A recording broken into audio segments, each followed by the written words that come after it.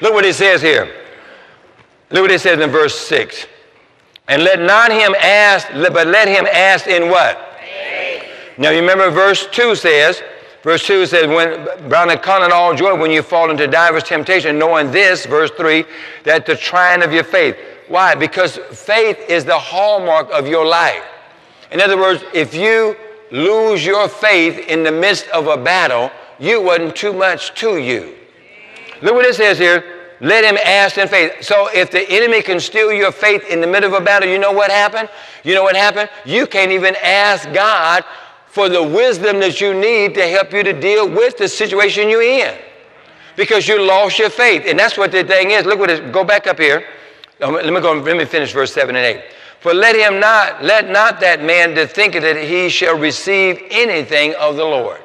Who is the one that will not receive anything of the Lord? Come on, let's read verse 8. Verse 8. 1, 2, 3. All of us together. 1, 2, 3. A double-minded man is unstable in all his ways. So when you're going through a battle, you're going through some situation, the enemy puts pressure on you to make the wrong decision, but God says you could ask him in faith and he will give you wisdom. Now look back up at verse 3. Look at verse 3. Knowing this, now we're going to get the revelation. Knowing this, that the trying of your what? Faith. Worketh what? Faith. This is two big things here. The trying of your faith. Watch this here. It is not the trying of you. It's not the trying of you. See, when you're going through a battle, you take it as something against you. But it's not about, see, when you look at it as you will never get the victory that you need because you're taking it personal, and you'll never learn how to live and walk it out by faith, and therefore because you see it as something against you. It's not against you, it's the trying of your faith. The problem with all you that are born again in here today is that you got faith when you got saved. Now, you've been growing in faith since you've been here with me. And the enemy does not like your faith because everything you're going to receive from God is going to be by faith. Oh, you guys pitiful over here. Come on. Everything you're going to receive from God is going to be by faith. Going to be by faith.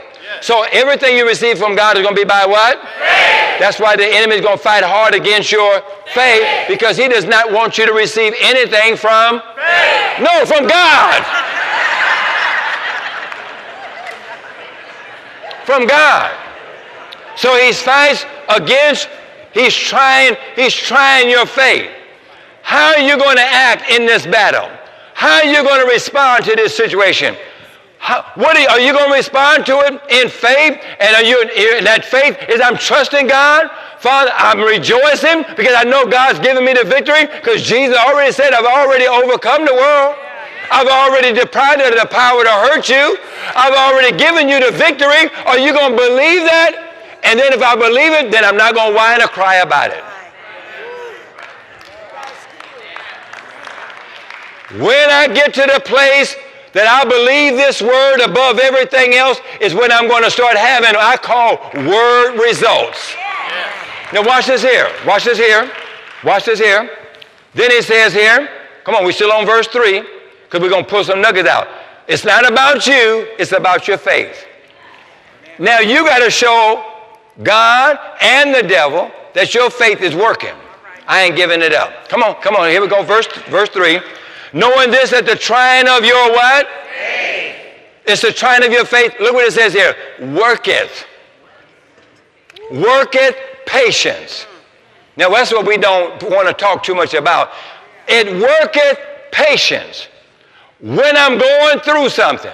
How many of y'all going through something? Yeah. You know what's happening right now? Is God is working patience in you. Now you don't appreciate that. No, I feel you. You don't appreciate it. If you appreciate it, you would have been shouting and rejoicing, because you don't appreciate it because you don't understand it. Yeah. But I'm going to help you understand it. Because if you understand that when you're going through something, God, while the devil's trying your faith, God is working patience in you. Watch this here. He's working patience in you. Look with me. Look what it says in verse 4.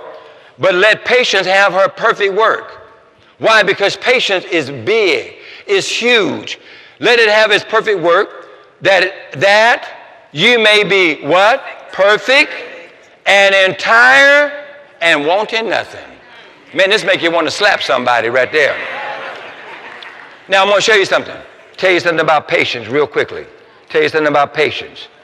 Patience, write it down in your notes. Patience is the quality that does not surrender to circumstances.